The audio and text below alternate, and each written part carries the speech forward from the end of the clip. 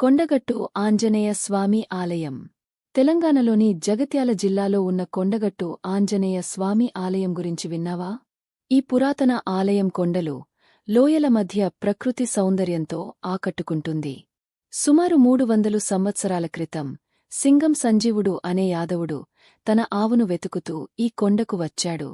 స్వప్నంలో ఆంజనేయ స్వామి సాక్షాత్కరించి తన విగ్రహమున్న స్థలాన్ని చూపించారు. అలా సంజీవుడు ఈ ఆలయాన్ని నిర్మించాడు. ఇక్కడ ప్రధాన దేవుడు శ్రీ ఆంజనేయ స్వామి స్వయంభూ రూపంలో వెలసినవారు. ఆయనతో పాటు శ్రీ వెంకటేశ్వర స్వామి, ఆళ్వార్లు, లక్ష్మీ అమ్మవారు కూడా ఉన్నారు. ఈ ఆలయ విశేషమేంటంటే 40 రోజులపాటు పూజలు చేస్తే సంతానం లేని దంపతులకు సంతానం, ఆరోగ్య సమస్యలు తీరుతాయని భక్తుల నమ్మకం. హనుమాన్ జయంతి ఇక్కడ ఘనంగా జరుగుతుంది.